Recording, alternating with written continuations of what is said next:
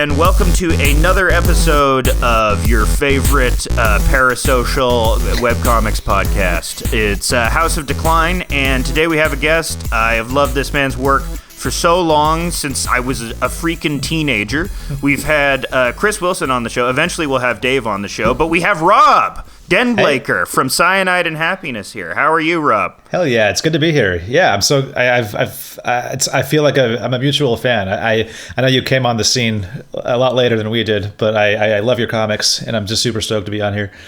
Oh, yeah. Well, thank you. That's actually what I want. It's part of what I want to talk about today is because I when Chris was on the show, because I'm fascinated by your guys' story, because you've been around forever. You're still producing work at a very consistent clip, and it's of a very good quality, as high a quality as you've ever produced it, which is, why I'm fascinated, because other comics, they've since been lost to the sands of time. There's is PvP Online still going? Oh, man, I have not talked to that guy in probably 15 years. Yeah, I don't know. I think it's still going. Yeah, maybe. But yeah, there's just so much stuff from, as I term it, the first age of webcomics. Oh, yeah, the first age. This is very Tolkien-esque. I like that.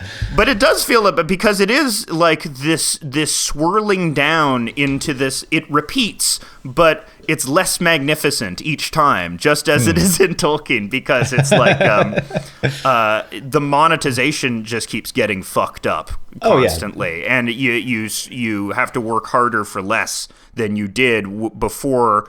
Like in the first age of webcomics, shit wasn't regulated. The only thing you could, the only way you could get to something was through a website, through your website, and then you could run ads on that website, and that was like a decent amount. It was, if you had the views, it was pretty decent money. It was reliable. It was the reason. My first job after college was Cyanide and Happiness. It was all 2005. You could put an ad on a website and be like, all right, that covers rent.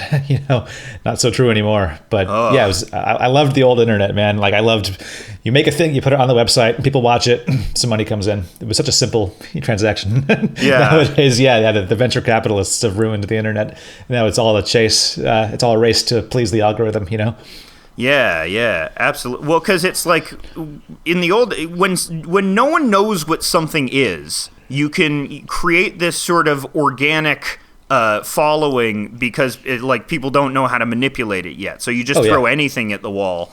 And, I think the world was poised for Cyanide and Happiness at that time, because it's like, it feels like very South Park showed that you can do this edgy humor, and, especially in the mid-2000s, people were very poised for that. I mean, what were your biggest influences when you were originally creating the strip? Well, back at the time we started, we all had backgrounds just reading comics. We all grew up on The Far Side and Calvin and Hobbes, and me personally, I just devoured the newspaper, funny pages every day before school when I was a kid. I would just I would read it top left to bottom right, even the unfunny ones Kathy and Sally Forth. I love Kathy. I mean, I could do a whole show on reclaiming Kathy. You love Kathy?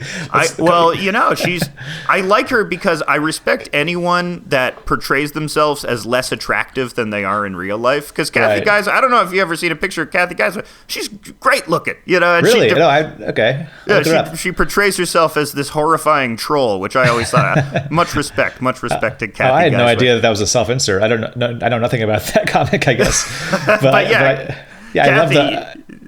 I'd read all the comics, Kathy, fucking Dilbert. I was a 11-year-old reading Dilbert and pretending I understood the jokes. Yeah, I loved fucking Dilbert because I was too bad about Scott Adams, but Dilbert's pretty funny. Yeah, there was some old jokes in there. He got some weird surgery that messed up his brain or something. That's what people think. Really? Okay. I believe it. But yeah, I grew up reading comics. I loved the whole gag a day thing. I think was drilled into my head by the newspapers. So when I met the other guys, I think I fell into it quite naturally. I was like, hey, I just want to make one joke. I don't want to give the characters names. Let's just do a gag and then move on to the next one. And I think the internet didn't really have that in 2005. So we were just at the right place at the right time. We were very much, I think, very lucky to be doing a gag a day before social media. When the internet was still full of nerds who had computers and there were no smartphones. No offense to the Gen Z, but back then, the internet was a place for people with no friends in real life, and it was was a good thing. Yeah. It wasn't mainstream. It wasn't Reddit. Everything was on its own. There wasn't this. I mean, to me, that is the essential quality of when people call something Reddit. It is about being nerdy, but for something extremely mainstream. For sure, yeah, absolutely. And that represents to me the second age of webcomics. Oh, here we go. Tell me about it. What year are we in now?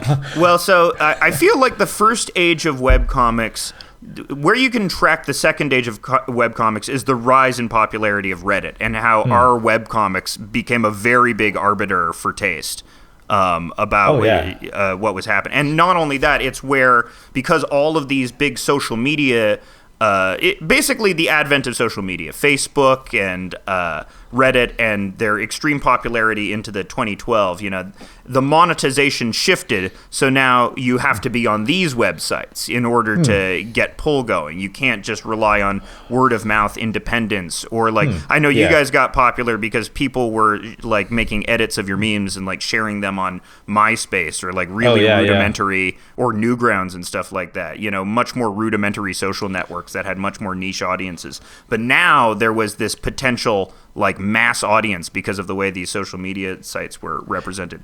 And you also saw the rise and fall of that, right? For sure. Reddit, I have a love-hate relationship with our comics because I've met a lot of people through that community. But also, here's I want to spill some tea really quick. They fucking banned us for no reason. What? They decided Why? They decided one day that our comics should be for indie up-and-coming cartoonists. And they're like, every comic that's too mainstream, we should stop allowing it to be posted. And we made the list, even though we were also, I thought we were indie. We're not like, we weren't millionaires, that's for sure. But like we got booted off our comics like very abruptly. And that definitely hurt us. But if those mods are still listening to this, if they're listening to this podcast, I let them know that I'm shaking my fist right now. You can't see me. Revenge against the Reddit mods. The Reddit mods. But I mean, we joke, but they have a lot of power in terms of, because these were big, gigantic communities, and there were. I was talking about this stuff with the Cold Cuts guys, Beetle Moses and YOLO Swag, and I'm talking about how Reddit.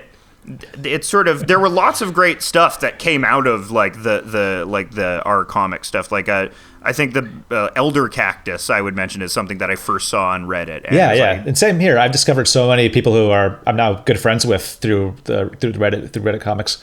Yeah. But the thing that it's the sort of soft boy mental health comics, a lot of those. Yeah. That's a whole trend that I respect. I see why it's popular, but I can never do it.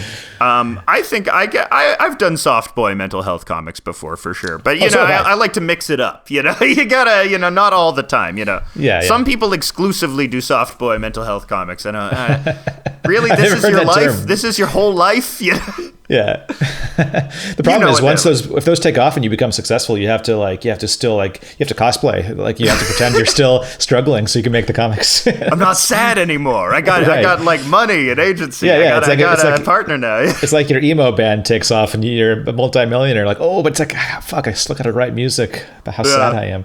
I wonder how like Jeff Jock does it. He like still is writing about like sad emo guys, but he's #1 Patreon man. I don't know. I mean, I have infinite respect for questionable content. Oh, it's great. I love Jeff, and I admire his career and how he's stuck it out for so long. It's incredible. Yeah, and he got nuked off of Twitter for a very funny joke, which is why I also respect him. Absolutely. But he's someone that navigated his career well into the third age of webcomics, which is what's now. Yeah. Now is the third age, which I think I am from the third age of web. I came up in the third age with me and like Beetle Moses and YOLO Sweat. All those guys are like, and specifically, and Keith Stack, what it caused the third age of webcomics was COVID. That's what caused it, because everyone started webcomics as COVID boredom projects. And that's where we're at now. Because with no hope of monetization, because after the second age, you were saying earlier before the show, like, can you talk about like how Facebook demonetized all of your stuff? See, I would say the second age, you could define it as social media stepping in and first giving us a great promise of an enormous audience and a mainstream audience, and then crushing it. I think that was the second age for us, because it was kind of aligns with the years that you're describing. 2009, 2010, Facebook was such a huge a huge audience. Everybody was signing up. Facebook was still cool. They weren't, overthrowing democracies yet. They were still like a place for friends and like to enjoy content and memes. It was a very good time. And like we were definitely on that wave. And I think that's when Cyanide happened, is really blew up. Like MySpace was the start of it, but Facebook was like the gasoline on the fire. And we went from we made a page in like 2008. In by 2010, we had over 1 million, like very real followers, like people who were reacting to our comics and reading them every day. And that was the great promise of Facebook that kind of tricked everyone into making pages. Like the Oatmeal was on there. XKCD, I think he was smart. He stayed away. But everybody said websites are over. Facebook will take care of us now. And like for a time, like that was true. And then I guess Facebook went public. And once shareholders are involved, everything gets ruined. No matter the company. And then of course, like everyone knows what happened next. Like Facebook started, squashing posts that had links to Kickstarters or merch. Like they would say, like, you want to reach more people, you give us $1,000 a day and we'll let you reach 50% of your audience. And immediately overnight that million fan number that we had, it was just a number. It didn't mean anything. And now we had already moved everyone off from our website. So there was a great shift that happened that really crushed us. And that's not a bad thing. Like, I don't want to pretend that my career ended in 2011 because it clearly didn't. Yeah. But it was definitely the end of like the concept of webcomics as a thing you can make money off of, like in and of itself. Like that was very much the end of that when social media like popped up and sort of made obsolete the concept of websites. So that's our second age for sure. Yeah, I mean I have a website, but it's purely for vanity at this point. It does nothing but just have a nice little repository of my work online. Yeah, we have a website, and there's probably one guy reading it every day and going, "Oh, that's a good one," and logging off.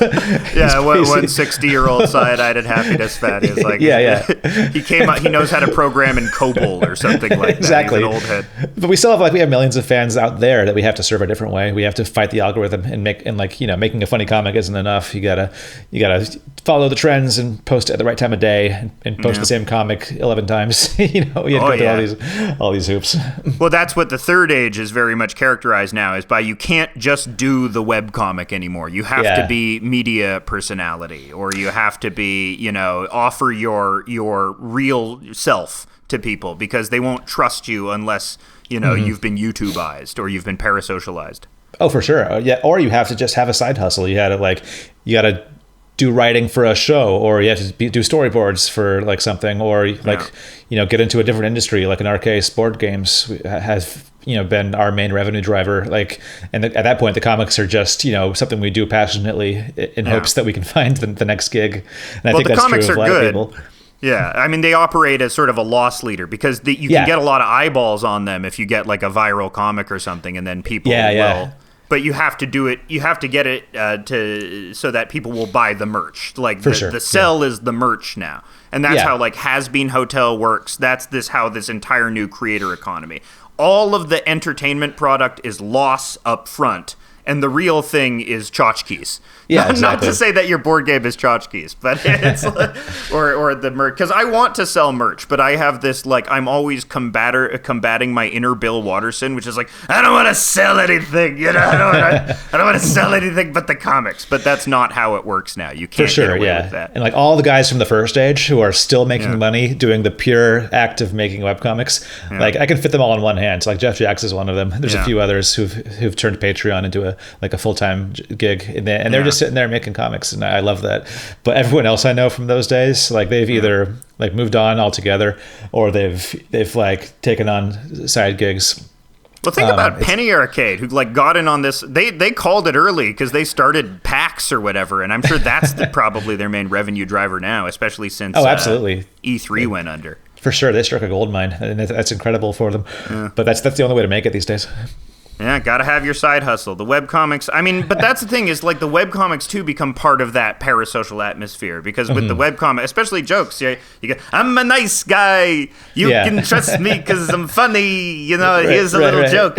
And that's the other aspect. We're talking about the balancing act. And also why I wanted to have you on today is because it's been great to have this person who is this profound influence on me and whose work I admire so very much. Like, it's you guys and PBS and White Ninja Comics. You know, those are like my three heroes of freaking, like, the stuff that I read at like 16 or whatever that permanently said, I like this. Well, I want to do this type of stuff, you know? And so it's been very nice to hear you comport with my political beliefs as well, in that you've been going pretty hard for Palestine, and I'd like to see that.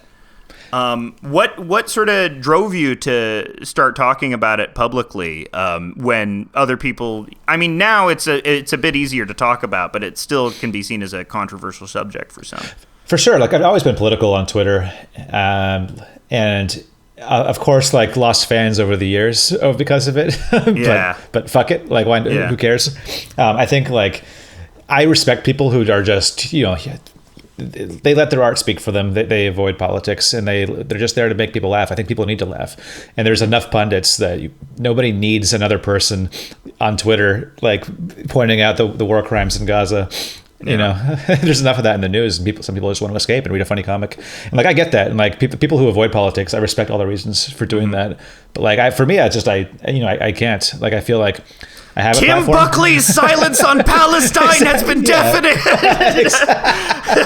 No, I don't care about Tim Buckley's opinion on Palestine. But like, yeah, for me, it's just like I have a platform, so why not use it? Not just to post about what's happening, but to amplify voices inside of Gaza, you know, and Arab influencers who have smaller audiences than I do, like who have very valid and strong opinions, but don't have the audience I do. Like, just smash that retweet button. It takes no effort at all, and like I said, I do lose people over it. Like, oh yeah, I do too.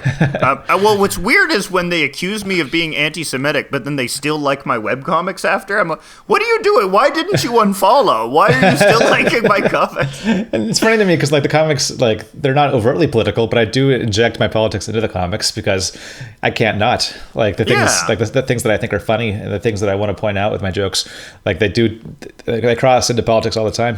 It's not. It's impossible to avoid.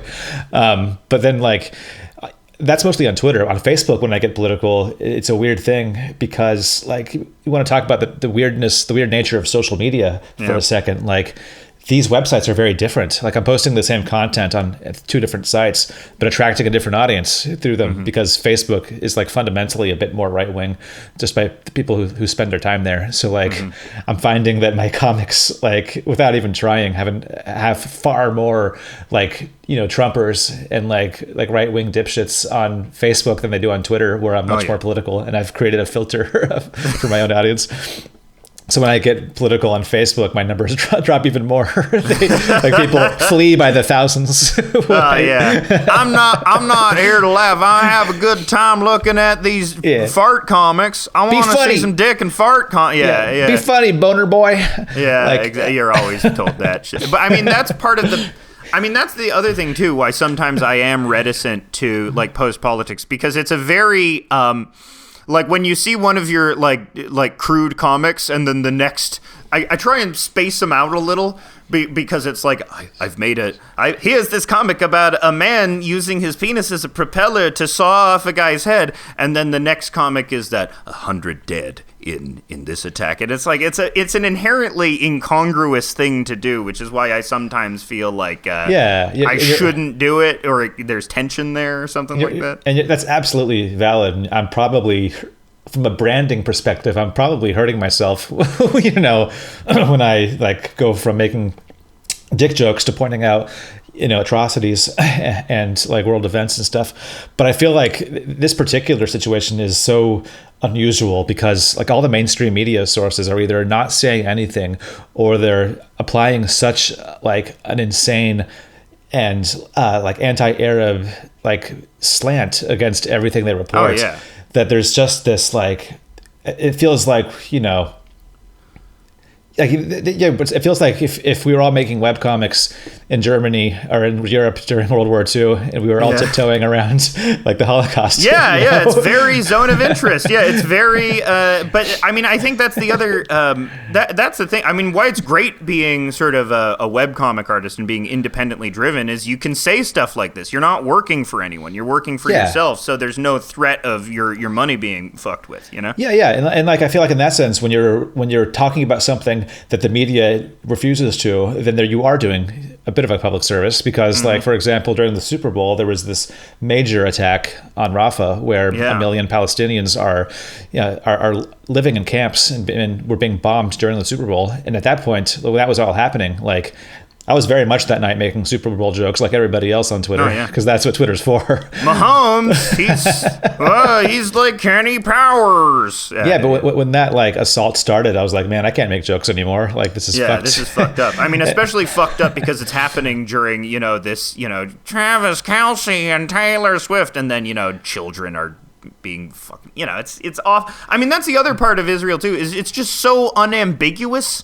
It's just, rarely are there political issues that are this, there's a big guy and they're really murdering a little guy. And it's like World War II is on levels of that unambiguity. It's like, very easy to know what the right thing is in this situation, which is why it's so mind-boggling that, it really fucks you up when you look at it for more than 2 seconds. Like 30,000 innocent people have been killed.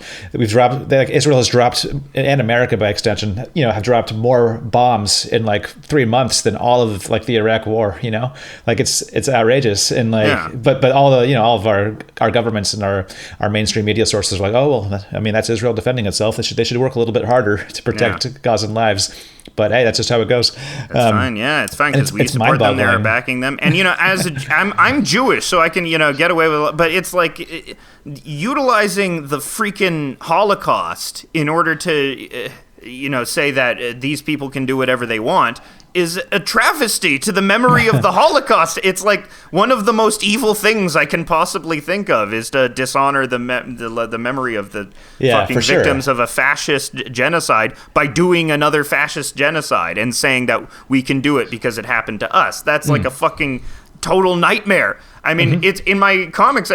Like since way back, I've been making Palestine jokes. It's the one political issue that I usually insert into my, like one time a guy is dildoing himself in the living room and like say, hey, what are you doing, Mark? Hey, it's fine, man. No, I'm saying that dildo was made in the settlements. And he pulls out the dildo and it has a little Star of David on it, and but I've been doing that shit. And it's funny when people like, it came to me, it's like, you're anti-Zionist? That's a shock. And then I can post all of my I can post IDF Inspector Gadget, which is an old joke that I did. I remember that one. Thank you. But that's like, that shit is like, I guess it's also because I'm Jewish, so I've felt like I have an unusual amount of leverage for this issue. So that's why I've never felt bad commenting on it. Like I was in the shit, that they tried to get me to go on Birthright, and the guy was like a used car salesman, For sure. And I think that's the reason I don't feel bad about, interrupting my dick jokes for the occasional update on Gaza, because like during the Super Bowl, like I pointed it out on my Twitter. I was like, hey, look what's happening in Rafah right now during the Super Bowl. And that got like 25,000 retweets. So among those thousands of people, surely a few of them wouldn't have known this was happening if I hadn't said it. Yeah. So, and I think that's important to remember. We're very much operating under a code of silence during this genocide. And and I don't think people should be obligated to speak out because there's plenty of people doing so. And if you're just, if your goal is to use Twitter to post your comics and entertain people, and their goal is to follow you and be entertained, then you can really, damage that relationship if you get too political or you make people sad when they followed you to laugh. But I feel like I don't mind that much. I don't mind losing a couple of people. I mean, that's also the issue of the third age of webcomics as well, this whole parasocial thing, because you have to be a personality unto yourself. That's the other issue, is that I hope people don't see me doing this as cynical either. I hope they don't see me as doing it's like, I'm going leftist for clout on Twitter, Like, I really hope people don't see it as that, or because I do feel genuine about it, but that's part and parcel. Is sometimes you end up alienating people if you don't take a political stance, because that's how it works nowadays, because everyone wants their art and artists to be compliant with their, and I don't sort of judge it. That's just how it could change at any point where people start doing death of the author again. But right now we're in the age where it's like, no, author and art, they're very much intertwined. So it's like, at some part of you understands that, no, in order to function nowadays, I sort of have to be honest about what I think. Yeah, absolutely. And honestly, like when I look at my audience to my comics and our, like the Cyanide Happiness audience in general, like if they didn't pick up on our politics in the comics, then they're probably kind of stupid anyway. Like, I think right, people on the right aren't like famously good at like picking up subtext, and you've seen, I'm sure, the Starship Troopers debate on Twitter. Yeah. That shit was great. Yeah, well, I think all of these costumes are so cool. I don't understand why people think this is a bad. You think it's bad for Earth to defend itself against bugs? Do you wish you were a bug? This bug is so ugly. How can you feel compassion? Jesus Christ, these people are not getting it. These people are bad at watching movies. But that's anyway. the inherent risk of web, because sometimes you create something that is like universal, that like anyone can possibly relate to, and then you'll see like bad accounts retweeting it without context. You're like, like I saw a cop the other day wearing the KC Green "This Is Fine" dog, like an enamel pin of the KC Green "This Is Fine" dog, and it made me so. How do you know about Gun Show? How did you find this thing became so ubiquitous and it's so relatable to anyone that, it's like even people who you probably don't want associated with it might. And that is also the risk of putting your stuff out there. Yeah, I mean, that's happened. Almost everyone I know has in webcomics has a story about their work being repurposed, like by bigots or just to spread hate. Yeah, look at Pepe. Look at Matt Fury. Oh yeah, Pepe is the ultimate example. Yeah, if I were that guy, I mean, they made a whole documentary about that guy, about how weird it is to have your thing being used. I mean, Pepe's sort of become benign now. Like it's become so ubiquitous that it entered into a different phase of life. Yeah, it kind of means nothing now. They've moved on to Groypers and the little crying one, which I don't care for. Friends. I don't think they do Friends anymore. I think actually they still do that weird right-wing baby talk thing. I do remember that briefly. That's the other bad thing about Reddit. It's absolutely a hotbed for racists and white nationalists now. Yeah. Now, wait, I haven't been on Reddit in a while. How has it become a hotbed for? Well, when I say now, I mean since like 2015. Now being currently. Well, because Trump got banned, but I guess there was like a million other subreddits in its stead for like weird white nationalist. Yeah, that's where the Friends thing came from. They're like, hey, what if we all speak in code so nobody knows that we're Nazis? I think that's where that came from. That is so fucking sinister. Speaking like Nazi babies. That's Nazi like the worst babies. Nazi babies. Exactly this.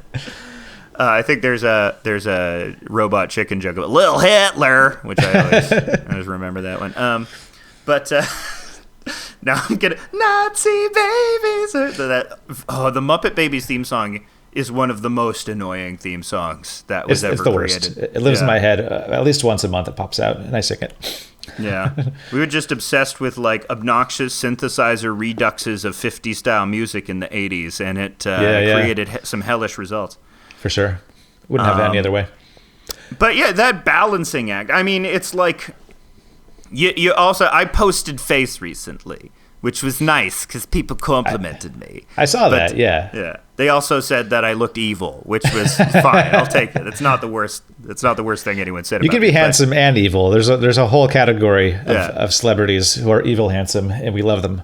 Yeah, like does Cillian Murphy count? I think a little bit. He's not really evil. He's more melancholy. He has fierce eyes. I think Willem Dafoe counts. Yeah, he's evil handsome. He's evil handsome. Anyway, but I don't do it because it's also weird to have people commenting on your appearance as well. Because I don't know, it's I've always been sort of affronted to the and I was an actor as a kid, so it was really? That's why I got out of it, because I was seeing myself on TV and I was I can't handle this, I'm with you. I hate being on camera. I hate seeing myself talk and move. It's just so unnatural. It feels like watching an alien. Yeah, don't like it. I need to like train myself in the mirror to do like eyebrow exercises to look normal in front of people, because I've never investigated the neurodivergent angle, but it's probably not that. Everyone thinks they're autistic or ADHD nowadays. Oh, sure. Yeah, we probably are. I think we've all been exposed to enough microplastics. Oh, yeah. Yeah. Microplastics and Newgrounds. I mean, that was it, you know? Yeah. I want, because, you know, that was big stuff for, you know, as long as, let's go back to the first generation of webcomics. Because Newgrounds, I know, besides like syndicated newspaper webcomics, Newgrounds was probably the biggest influence. What were your early Newgrounds faves? Newgrounds was the most formative, probably, thing of my entire career. It was probably the thing that got me on the internet. This is also true of Chris and Dave, but before we ever thought of even the notion of webcomics, we were all animators. Mm-hmm. We got into the internet culture of the early 2000s, I mean really early, like literally 2000. And through Newgrounds, like we downloaded Flash, taught ourselves how to animate. We all did stick figure animations because that was popular and it was easy. So we kind of...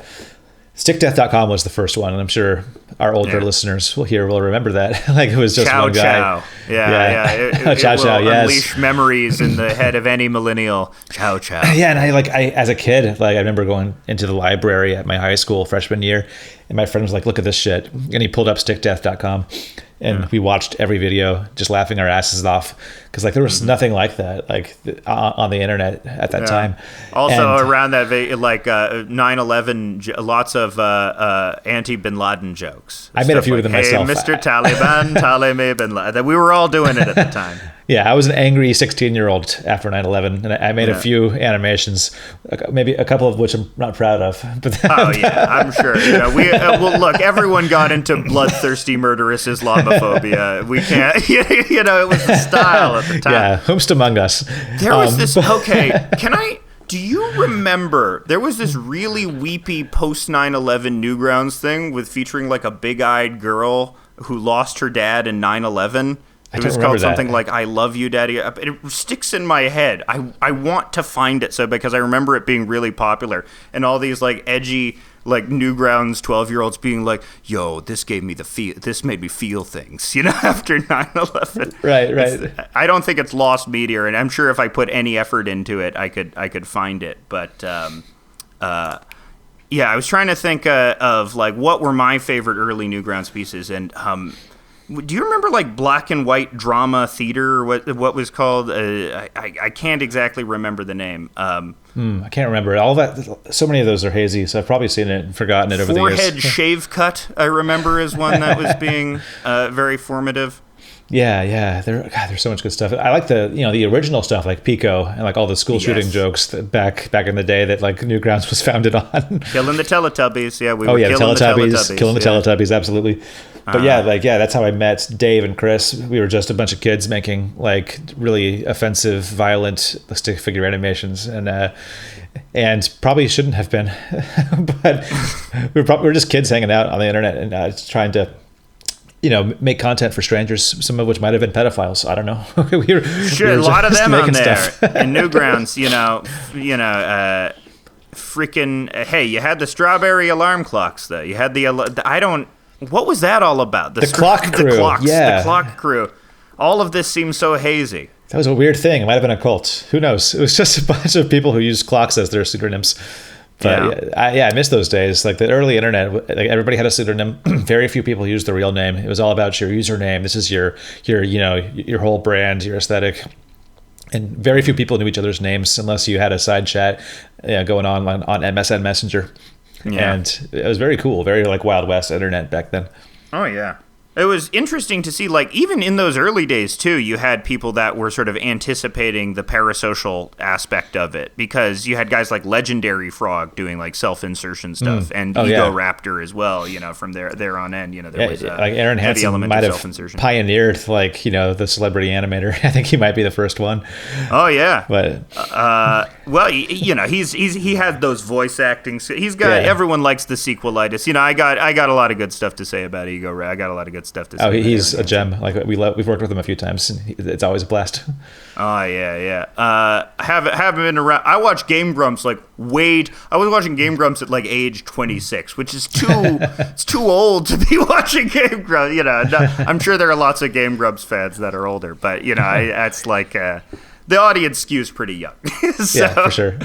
I outgrew my taste for Let's Plays. Now I just want to read books about mills. I'm in my book phase as well. I've entered a phase of my life where I don't like screens very much, so I'm trying to like find hobbies that don't involve the internet, like for my own health.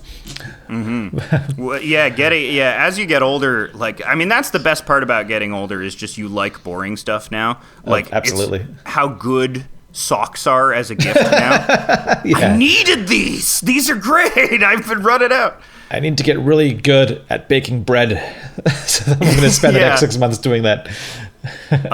Just really boring stuff becomes so fascinating, which is something that is something that I was never used to, because also the internet, overclocks your brain, and I don't know if the ADHD was natural or anything, because I feel like just being exposed to this rapid fire entertainment from age 13, and it only got more rapid fire. That's what sort of warped everything. Oh yeah, and like fucking, this is gonna sound like a boomer ranting for a second, but like fucking like smartphones, they now have this feature on them where it shows you how much screen time you have, and I guess it's like digital well-being, like it's sort of a health feature. But I don't know if you've ever looked at yours, but it can be horrifying sometimes. Like I look at mine and it'll tell me, hey, you spent 8 hours on your phone yesterday. It fucking jump scares me.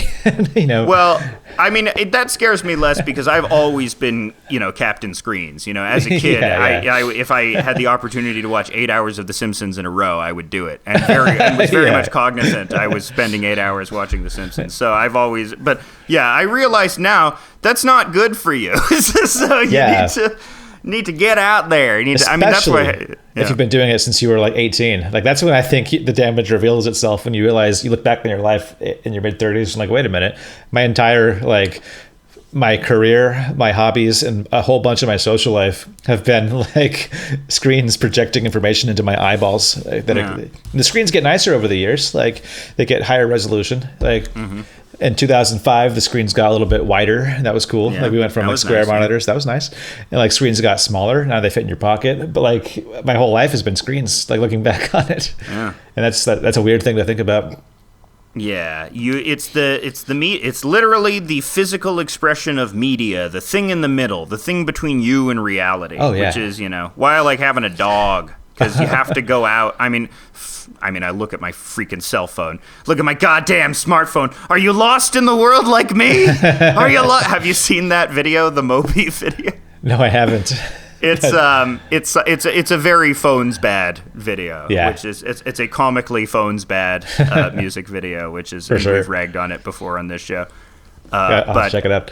I don't want to get you into trouble if you might happen to know the animator or something like that. I don't know, but I think like another question about like this parasocial stuff I have is, do you find yourself resisting it? Do you find yourself posting too much about your personal life and then finding disgust from it?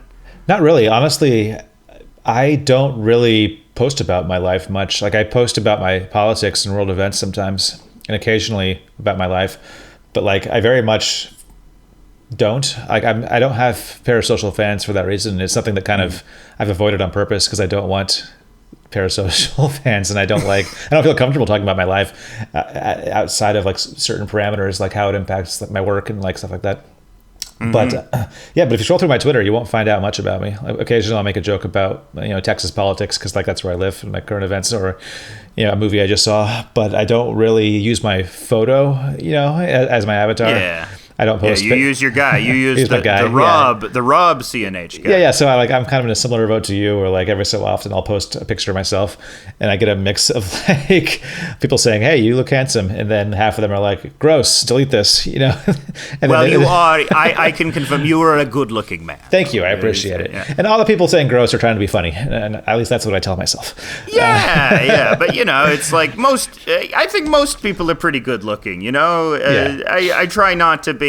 definitely. That's the other good thing about aging. As you get older, I find you get less judgmental because you've been through the ringer. And we're all turning into a sack of potatoes slowly. So like, I take great joy in looking at Facebook and people who are like who are more attractive than me in high school are now bald, and I'm like, fuck you.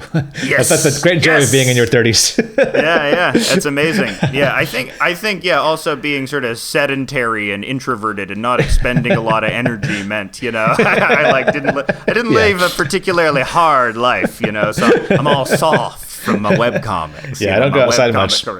Yeah, but as a result, my skin is untouched and like alabaster. Yeah, I have no sun damage. We also have lower risks of skin cancer, people like you and me, because we don't go outside. We don't get sunburned. Exactly. Well, I don't know. I'll go to immediately. I'll finally go on birthright, go to Israel and get skin cancer. Which, if you don't know, there are very high rates of skin cancer in Israel, which is really a funny thing. Don't want to read too much into that, but when you say that you're indigenous to the region and the sun is literally trying to kill you, I don't. I did not know the sun was Hamas. This is very concerning. The sun is Hamas. Yeah. There are tunnels in the sun. We gotta find they're holding hostages and weapons in the sun. That's why it's giving us cancer. Yeah. Fucking Mickey Mouse army, fucking diarrhea doo-doo ass. Sorry, I rant a lot in the shower about Israel. I call them the diarrhea ass doo-doo ass army. I mean, you're not wrong. That's a big thing that happened recently. They were all pooping their pants. They were getting tons of diarrhea. What's causing it? Why are they drinking so much milk? You can't drink all that milk, Israeli. Yeah. They were tasting Middle Eastern food for the first time. Getting diarrhea. They were, They say that. This is very, you should make more Palestine jokes. I mean, that's the other thing. I rarely make like super heavy Palestine, especially since October 7 popped off. I haven't been making Palestine jokes in the comics themselves because that feels a little incongruous. I don't know. Have you met any Palestine jokes in a CNH strip? No, I don't think I've ever found a way to, because it's such a horrifying event, not just an event, but just an ongoing, like, oppressive regime that doesn't really fit the mold of our comics. You can't square that circle in any sort of way. Yeah, it's hard to really fit that in. Plus, that's not the way I think as a creative. Like, I just make what pops into my head, that makes me laugh, whether it's political or not. So it's never try to be political in my comics. It just happens naturally. No, you need to have. You'll have the Jewish CNH guy, which you'll be able to tell because he'll have a kippah and some payas, and you'll have the Palestinian guy. It'll be great. It'll work out fantastically. No one will get mad at you. Yeah. Like, I've made the occasional Jewish joke, and I run it past some of my Jewish friends and to get the thumbs up. Like, is this okay? Am I allowed to make this joke? I'm like, yeah, it's pretty. I think it's good. It's good taste. Yeah. That's right. I give you a pass on all of your Jewish. I can tell universally. That's a dangerous pass to give me. Well, that's very dangerous. Not maybe from the early 2000s. Everyone is haunted by all the stuff they did. It's funny being like an older millennial. It's like everything. Oh, I did some bad jokes in the early 2000s. I hope people will forgive me if that gets rediscovered. And it's something that you're gonna run in. I'm sure there's like stuff that I have. Because that's what's so frustrating about the internet. There's so much link death going on, but it's never to the stuff that you're embarrassed about. Like, all of that stuff is enshrined for eternity. But also, like, it's so searchable these days that if someone wants to, like, cancel you or find a shitty comic you made, it's pretty easy. Yeah. I feel like I definitely have those comics, like, from 2004 and 2005 that I look back on now. I'm like, ooh, shit, I probably crossed the line there. But the cool thing about webcomics is you can go up and delete that off your website. But if someone tries hard enough, they'll go and find it. Yeah. But honestly, like, who cares anymore?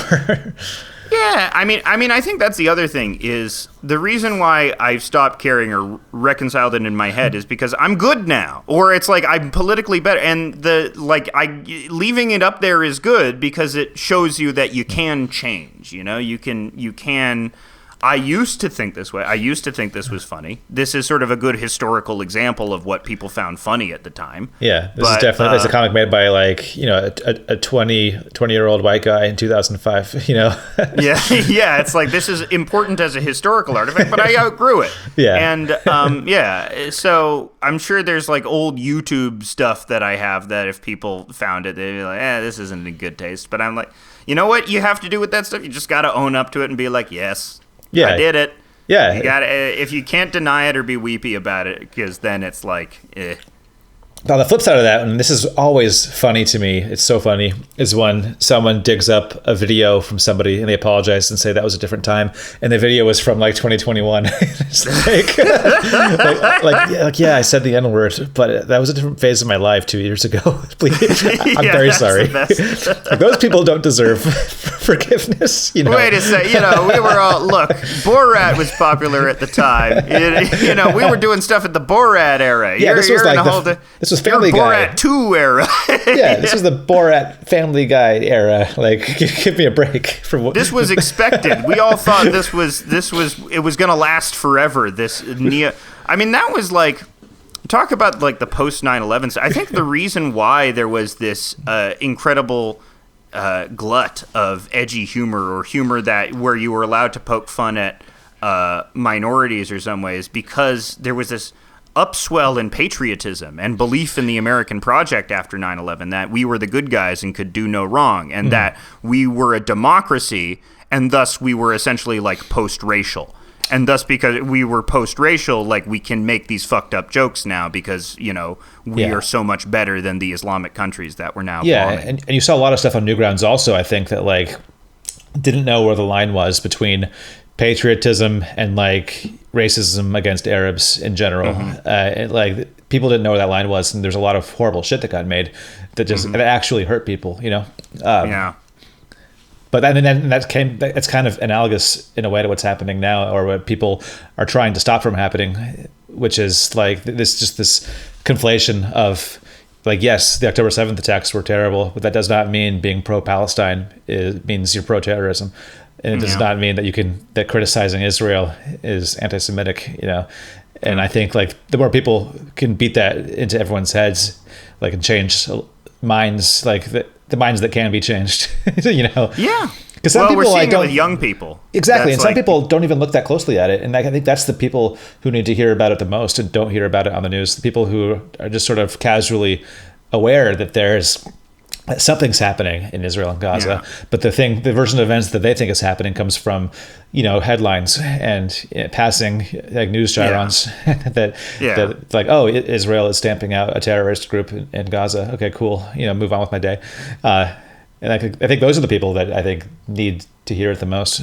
But maybe Twitter is a shit show. No, anyway. I think there's a lot of those people. I mean, I do think they tend to skew younger, though, because you know, if you're over 40, your image of Israel is like scrappy underdog, 6 days war, you know, can do no wrong. You know, they nearly got decimated by the Holocaust, and then they got fucking tough, you know, it's the Jews' revenge, and people are sort of into that because that's what America is about too. It's like it really likes stuff in its cultural memory where it gets to use violence for righteousness, which is why, you know, World War II is so popular in the American cultural memory, because remember the one time when our big violent imperialist project was good?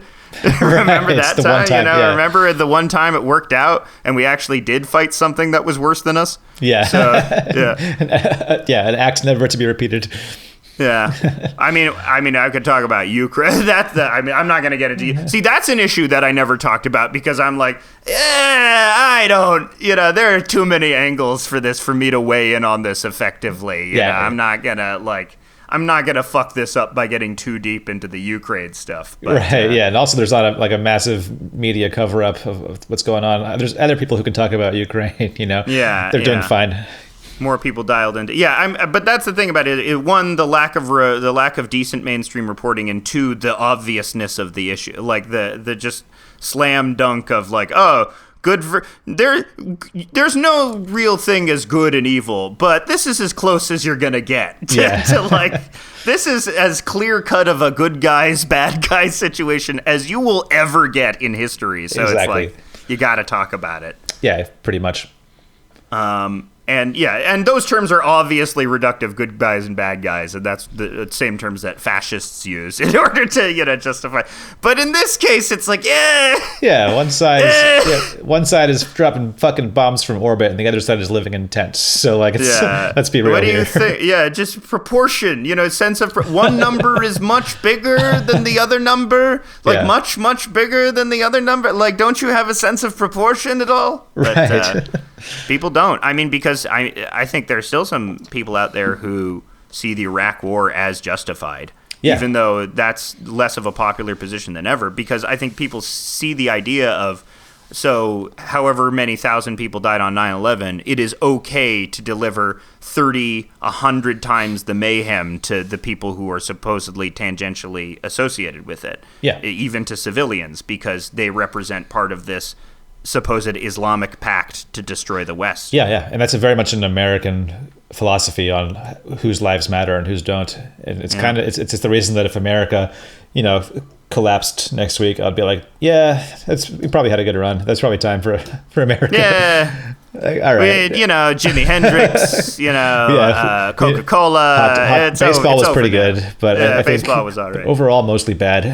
I don't think it was worth slavery. I don't know if baseball was worth slavery. I don't know if it was worth, the Jakarta method. I don't know. Right.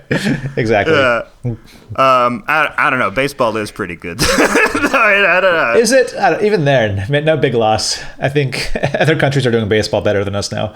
Yeah. Japan, they got some crazy. Oh hell yeah! They got some crazy good stuff going on. They're killing it over there. I never really liked baseball either. Ham fighters. Baseball's kind of boring. So is football. Oh, I like it because it's boring. Yeah. I like football because of that tension. I've recently learned to enjoy sport. I never enjoyed sports as a kid, but getting into Dorktown documentaries made me realize why they're cool.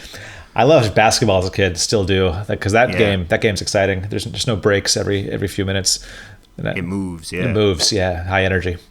But that's why I like baseball and football. To me, are very good hangout sports because it's like you can just hang out while the pauses are happening. That's true. It's a good social. It's a social sport. Like baseball, I have a problem with because I'll look away for 2 seconds and then the most exciting thing happens because I was too busy going to buy a hot dog or getting a beer from the fridge.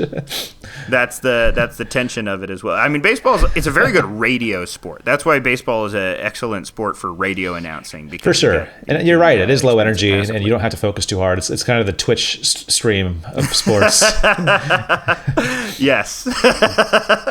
It is the, I don't know, who's a popular, I don't even know who Twitch streamers are. Hassan Piker? Yeah, he's not one. Really baseball-esque, though. No. I wouldn't call him, he's not a baseball-esque Twitch streamer. Don't think so. That's the one thing I do know about him is he doesn't do baseball.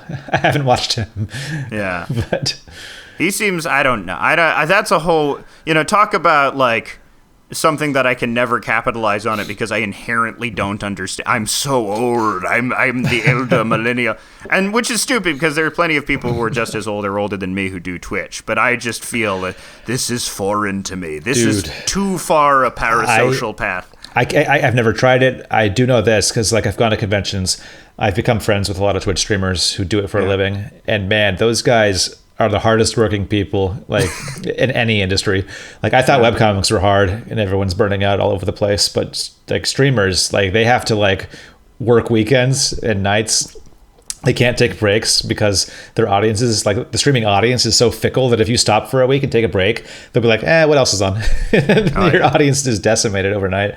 Like those guys work so hard, and it looks so easy. I'm sure they get themselves into the trap as, I'm just playing video games. I'm sure it'll be fun. But no, you got to be on. Yeah. You got to be you got to be engaging. You have to be an entertainment radio host. And you know those guys which takes energy. Yeah, exactly. It's the same kind of thing. And you know those guys are getting texts from their parents saying, get a real job. What are you doing? Yeah, it's like, no, you don't understand. You people ruined the economy, so you have to do this stuff now. Yeah. This is how it works. You made America exclusively a media-based economy, so we have to do this shit now. Yeah, I have to prostitute my brain and my time. That's the only way to make money. Yeah. I have to give of myself to the screen. I give my meat to the screen. I am Screen Man. I am Screen Man. Yes. Yeah. But yeah, it's becoming like that. I sort of roll with it because I think I can get more easily into that parasocial stuff because I do have a more inherent vanity. Mm-hmm. I like it when people come to me for advice and stuff. It's like, I write a dick webcomic, and you want my advice. Because I have such amazing advice to offer, clearly from my dick webcomics. And yeah, I'm flattered by. But that's the fucked up thing is like, if you make someone laugh, and especially someone impressionable who's young, they trust you, mm-hmm. And that's a fucked up responsibility. Yeah. Because did you see that movie? What was it called? It was Dave Bautista, Jonathan Groff. They're in a cabin. It was the new M. Night Shyamalan movie. I did not see it. No. I forget the name. It's called the End of the World or the cabin. Fuck. What's it? Fuck. I really liked it, but there's this one line in it where Dave Bautista, he plays like this gym teacher, and the gag is the premise of the movie is basically they're the four horsemen of the apocalypse. Who have been reluctantly enlisted they go to a gay couple and they say one of you has to kill another one in order for the world to not end. And one of these guys is Dave Bautista, who's great and delivers a great performance. And his character is a physical education teacher. And there's one scene in the movie where he has a line, which I love, which is like, you have to be very careful when talking to children because they believe anything you say. So you have to tell them things you only know are true. Which is like, and that stuck with me because now I have a bunch of like 18 or 19-year-old people who will believe anything I say, which is very weird because you shouldn't, but you do anyway. So now I have this like, I don't know, do you ever feel that pressure sometimes of just you've made someone laugh and now they trust you? So like, what do you do with that? Yes and no. I don't really have people coming to me for advice very often, unless it's like business advice on how to run a Kickstarter, which that I feel like I can offer like help with. Like no one comes to me, but I mean that's not entirely true. I think when it comes to like this whole weird business that we're in, people do come to panels and they ask us like, I'm just fresh out of college. I want to start a webcomic. What should I do? And like, that's a case where like, I'm very careful with what I say because I don't know anything about starting a webcomic these days. Yeah. You're gonna like, step one, make lots of money. Make a website and sell ads. That's how I did it. It's not. Step one, build a time machine. Step two, kill Hitler. Step three, go to 2004 and make a website, and then make sure you get your Google ads and everything set up. But like honestly, like I don't know how to give people advice these days, like in my industry, outside of very specific advice. But that's just a consequence of how much everything changes every 5 years. It's Patreon plus side hustle. That's the advice. It's like that's the only thing you can do if you want to make your and hope that your webcomic broaches enough. I mean, that's the real thing that you got to do if you want to make that Patreon money. As I realize, though, I think why Jeff Jock is so successful is that if you can get a long-running serial where people really care about your characters, that's the if you really want to make money. But that's the problem is you need like a 10-year head start like Jeff Jock got in order to like create this very elaborate world where these characters' lives are intertwined. But that's like, I mean, that's what I loved about For Better or For Worse. I always thought that's a comic that I tend to rep that I think is very underrated, but I think is actually like a masterful use of the art form. Lynn Johnston, repping Lynn Johnston, Canadian legend, Lynn Johnston. But people got very invested in it because, eventually you draw a character enough and you put them in enough situations, people will feel like they're real. Also, which is what I'm seeing these people do with their Patreon and their long-running serialized comics is like, here's my character naked. You can see it on Patreon. Like, there's a bit of that going on. Oh yeah, I mean, look at Has Been Hotel, the horny economy. The horny economy people will pay for horny. Yeah. Like like David Willis, he'll draw like thirst images of his characters and put them on Patreon, and that's fantastic. fantastic. I can't get away with that because no one wants to. We don't. Number one, we don't have characters with names. Yeah. And number two, we already draw them naked regularly. Like so, and you have. I mean, same for yours. You can't really gatekeep the horny when it comes to things like Cyanide and Happiness. Yeah, well, my comics, which are pretty much explicitly... I mean, that's the other thing, though, is sometimes you will get someone who comes up and are like straight up says, hey, I've jacked it to your guys. And you're like, I don't know how to feel about this. I guess I didn't set out to make porn for you, but I'm glad you got something out of it. Everyone's different. I've never had anyone come up and tell me that. So I think we've cultivated different audiences. That's the nature of the internet, and I love it. Yeah, I think my comics are probably a little more amenable to the "I've jacked it to your guys" statement. Because there's explicit penetrative sex in them a lot of sometimes. So what are you gonna do? I mean, that's the other thing that got weird is like I got big enough and I started getting like under 18 fans looking at my stuff and I can't. That's gotta be weird, huh? Yeah, well, because I mean I see Zach Extra Fabulous getting away with lots of stuff and he doesn't put like minors DNI or anything like that, so I figure I don't make them explicitly as pornography. So I think it's fine. I don't think they're porn. Because to me it's too mechanical or gag based to be porn. I agree. What I love about your comics is they'll often have nothing to do with sex. They'll just have their dicks out anyway. And that kills me. It's such a great aesthetic. Well, it's because there's a lot of blob guy characters. Because I think like PBF set off the early PBF had all the blob guys. Weeaboo and I love that style. The schlubby bald guy. Like it's such a great like imprint, like archetype. This guy could be me. I feel completely universal. Yeah, Martin at Hot Paper does types of the blob guys. Toothy BJ does blob. We're in the blob guy union. And, but I figure, how do you differentiate your blob guys from the other blob guys? Penis. That's the distinctive character design. That allows people to. I see why this one is different from the other ones. Right. So that wasn't conscious though. It was just because the jokes that I happened to be coming up with were gross body jokes. The first one that I illustrated was a guy putting his hands up other guys' assholes and using them as boxing gloves. And I love that stuff. Sort of went with that. Yeah, I love that. Yeah, body comedy. Not if there's body horror, there's body comedy. Absolutely. Right? Yeah. Whenever we do Comic Cons with Cyanide and Happiness, we always provide sketches, but the sketches are nothing like the strips that we put online. They're always just weird body shit and like single panel gags where we just turn our brains off with a Sharpie and we just sketch something bizarre happening, like a guy crawling into his own ass. Oh yeah, I love those. Those are much grosser usually than the strips, which is what I like. Yeah, and we've cultivated kind of a convention audience of people who expect that, and but we often forget that like if someone's getting their first sketch from us, they might not be expecting like a guy pulling out his testicles and like putting them into his ears and like using them as a hula hoop, and it's funny to draw, but like occasionally someone will be like, wait, what? See, I mean, to me that's comedy. That is comedy because it's like I also think there's an element of body positivity to it, because as someone that was sort of like you're like me, you don't like seeing yourself. So this idea of depicting this person that is completely unfettered in their physical element, is sort of almost sublimating or freeing in a way, that you can just be openly gross through these abstract characters. Yeah, and it's and also the ways of finding unique jokes while you draw something gross, I think is something that I really love. And also, when you're drawing for somebody at a convention, it's also a bit of a performance. Like you're watching them and you're seeing what makes them laugh, and you're adding to the sketch and changing it. And it's very fun. I got to start doing cons. Those seem fun, but I'm afraid of getting sick. Oh yeah, you will get sick. But also now, like a lot of people just wear masks. It's become more normalized. Mask up to a convention.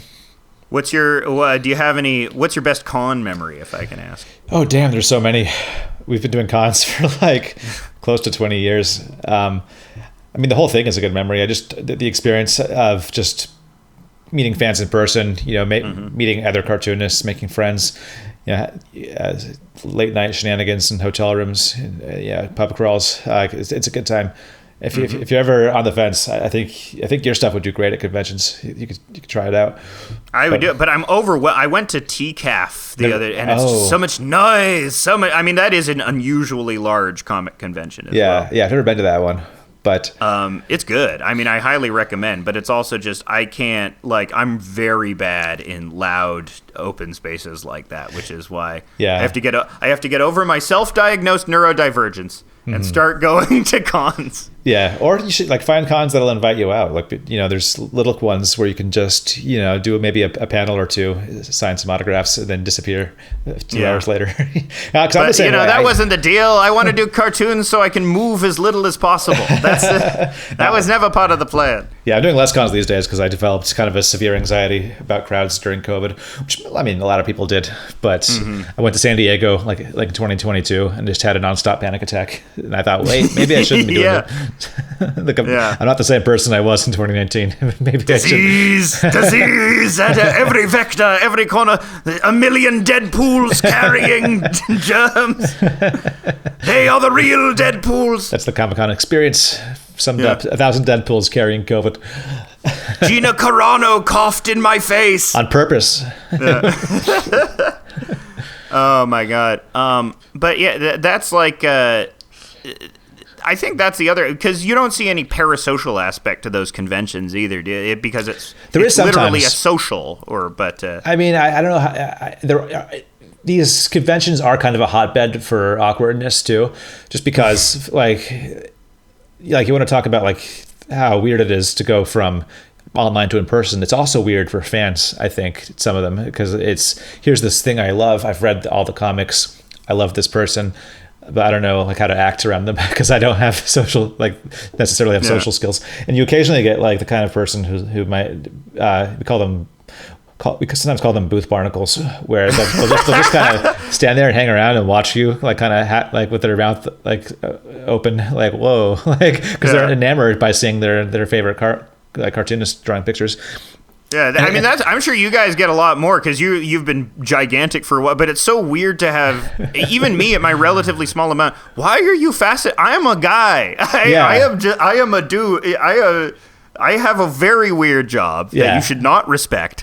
But you do occasionally get these guys who maybe hang around a little bit too long, or ask questions that are too personal, or try to hang out with you like you're their friend, and you have to gently sort of have an exit strategy to get them to walk away. But that's very rare. Most people are just really chill at Comic-Cons. You feel like a hot girl trying to let a guy down, like an overeager, nerdy guy down, Yeah. But now what I know it's like to be a hot lady, to be the belle of the ball. Right. But yeah, I think that's, that's part of it too, is because if you do manage, I said before, we are in this fucking media economy. If you want to, if you're a Gen Z person or a Gen Alpha person, your options for making money independently are what? You're going to start a fucking small business?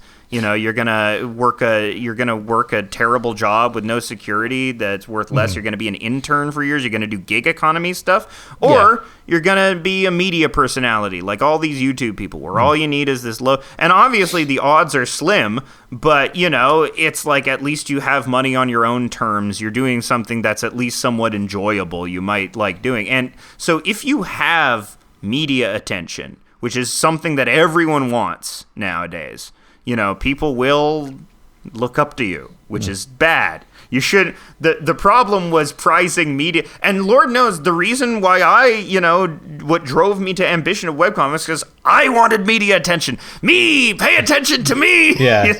I want this. Yeah. I mean, why do you think I was uploading animations to Newgrounds when I was 14 years old? It was attention. I didn't have friends, so I was like, "Ooh, internet people, they'll be my friends if I make a funny enough cartoon."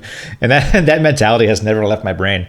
I'm still chasing, more followers. When I see a tweet blow up, I'm like, today was a good day. Yes. They will know how cool I am. You shouldn't do that. Yeah. And it's all meaningless. And I'm I'm still like everybody else. I'm struggling to figure out what the next project is. Where's my paycheck going to come from this year? I'm still figuring all those things out. But also, I fucking love the attention. And I think that's true of anyone who creates anything on the internet. There's a bit of that. I mean, even in the just figuring out, at first I was afraid of, that's why I would always seek like pretty traditional employment relationships, because I thought I was too anxious or nervous to do that where's the next paycheck coming from thing. Yeah, right. But I do find there is sort of a thrilling aspect to it, where it's just like the reason why I'm more productive than I've ever been before is because, there are real material consequences to me doing a bad job. For sure, yeah. Whereas like office work, you can kind of... you don't have to be 100% all the time. Mm-hmm. For sure. You're trading stability for a bit of chaos, but also, great rewards potentially, and the ability to work for yourself, especially these days. Because, since COVID and even before that, doing the same thing for more than a year or two is impossible. Trends change, algorithms shift. It's just constantly one thing to the next. The whole where's the next paycheck mentality is very much inherent to everything that we do in webcomics, and podcasts and streaming and YouTube. Literally all of it is one thing to the next. And that's true of people who have jobs too. The LA animation world is in absolute chaos. People are just jumping from one job to the next and holding on for dear life. So it's definitely not for me anyway, it's not get a job versus do your own thing, because both of them are chaotic. There's no guarantees anywhere.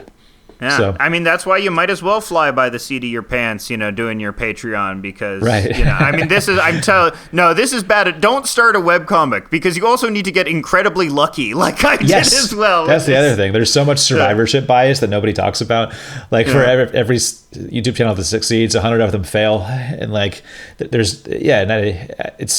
it's fucked. I can't give that advice of start your own webcomic. You should only start your own webcomic because you enjoy doing it. And exactly. You sort of attention superficially. I'm making some money. I'm not making living money off of this, but even the small amount of money I'm making, very rarefied shit, and it's because I want to say it's skill, but no, it's because, it's not just skill. It's right place, right time stuff. Exactly. So it's and it's very hard to accidentally teeter across that zeitgeist, Oh yeah. I constantly tell people that we got lucky when they ask for advice, because it's important to remember, working hard and being funny aren't enough. You have to also get lucky, and you have to do it because you love it. And then if you end up making money off it, then go woohoo, and then, and then pursue that. And be thankful, and don't be oh, there's so many people that were better than me that not a chance. I'm pathetic. I suck. I'm worth. People sometimes you get into that mentality as well. But no, I think the way to approach that and get rid of that is to, use your platform to promote stuff that you believe in, or use this thing that you've been given to try and tell the truth to some degree. You also got to try 5 or 6 things, because one of them might whisk you away and become a career. You never know. Yeah. People like us, we have our toes in 7 different industries, and that's kind of important. You gotta try making a book. You gotta try out a podcast. You gotta try, fucking doing a card game or something. Diversify. Protect your neck. Yep. That's a Dave Chappelle reference, who used to be good. He's not good anymore, he used to be good. I remember he brought out Elon Musk on his show and got booed. That's the last time I saw him. It's I can't take it. It's so sad, because I did consider him the greatest of all time at one point, and it's just been what are you doing, man? This isn't. What that's how times change. That's what I love about Cyanide at Happiness, because you were contemporary with Chappelle's show. Oh, absolutely. You guys, you never lost it. In the same way that he did. There was never this great shift towards entropy downwards. It's still been this constant in my life, which is why I love it so very much. Yeah, I appreciate that. It is definitely we're still going every day, but it's hard to see who's reading still, because we don't have websites anymore. It's all algorithms, and I don't even know if half these motherfuckers clicking are even real people anymore, because of bots on Facebook and shit. Well, that's the other thing I wanted to ask you. We're getting to the end here, but one last thing I wanted to ask you was, after 2 years of doing jokes, I found myself repeating a lot of stuff, and I found myself getting like weird, and like the process of coming up with a joke has become much weirder and more psychedelic because I have to think of stuff that I haven't done before or think of like a new spin on it, which leads you to getting into like way more specific or like strange puns or stuff like that, like real like what's something that no one has thought of or that I have done, but that happened to me after 2 years. What's that like after 15 years? Yeah, I mean, we're close to 20, to be honest. Like 2025 will be the 20-year anniversary of comics. Jeez, some crow. That's crazy. Yeah, it blows my mind and makes me sad and also very happy. But honestly, little cyanide and happiness, man. A little bit of both. It's all come full circle. I mean, my personal writing style has changed every couple of years. And I think if somebody were a turbo dork and read all my comics from start to finish, they'd probably notice trends. And like sometimes my comic writing approach has been like sitting in a room and writing down gags. Like at other points in my life, it's been from just carrying an idea book in my pocket and making sure to write down absolutely everything and like overwriting. And then like currently my writing style is making sure I surround myself with people, opportunities to make people laugh in real life, kind of, and then like gleaning jokes from that, especially my collaborators, Chris and Dave, like making sure I make time to like joke around and like have, just funny, non-business, like casual conversations. And then, because that's where like, for me, the jokes I trust the most are the ones that spontaneously pop into my head and I say it and like somebody laughs and I'm like, that could be a comic. That's a funny observation. The trick though is writing that shit down because that's a skill in itself. You will not remember it. Exactly. Yeah, you will it's going to be it's going to be like Kinsey in that one episode of Mad Men, if you've ever seen Mad Men. Yeah. Writing things down is a skill that I've never developed in 20 years. Like so many comic ideas have vanished into the ether because I cannot for the life of me remember to write things down when they occur to me.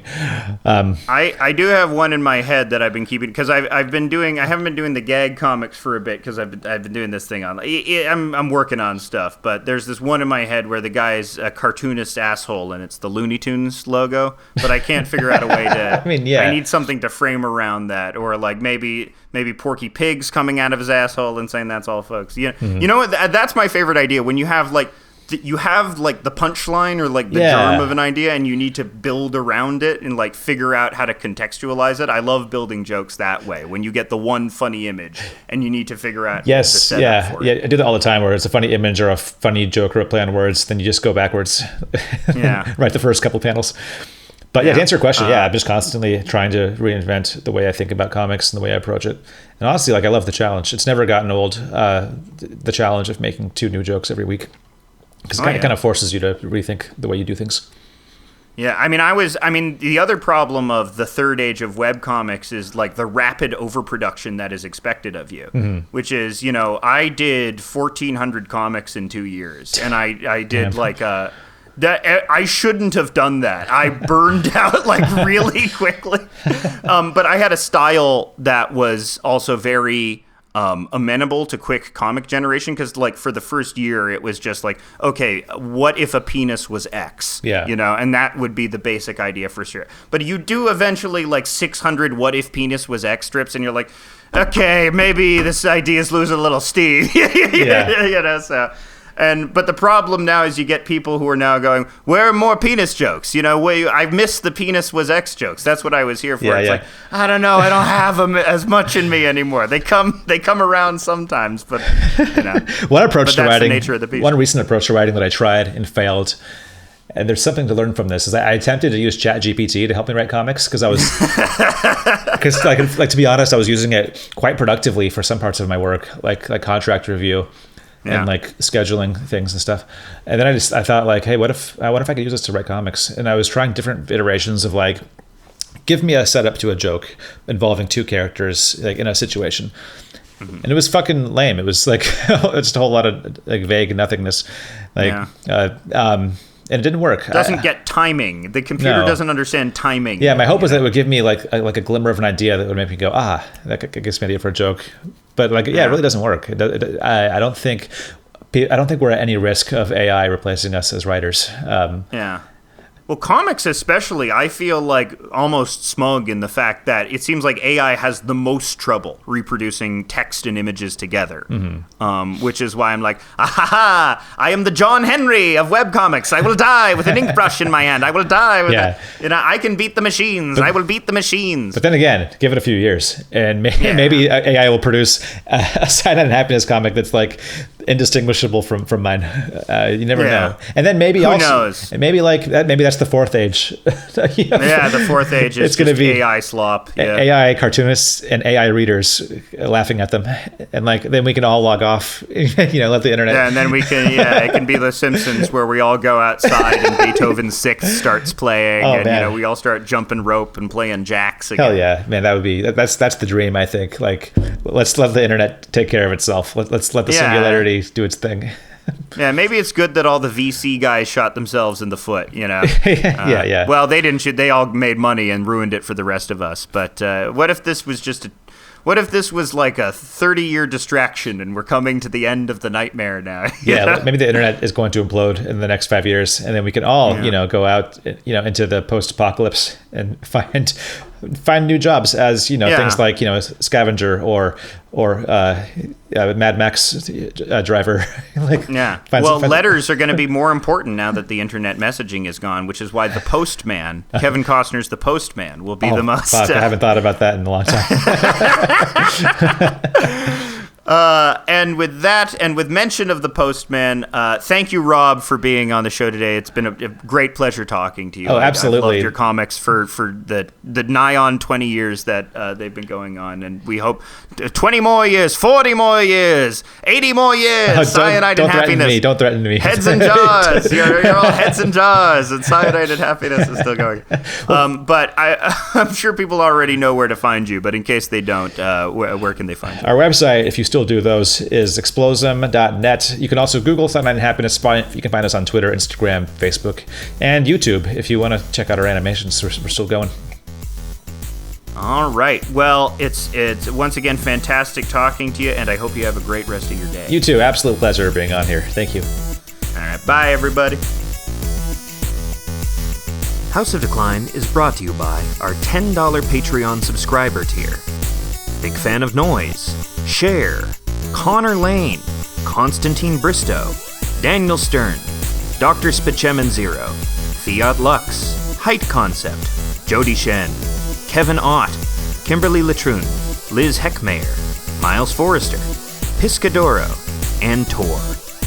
Thank you for your support, and we'll see you on the next show.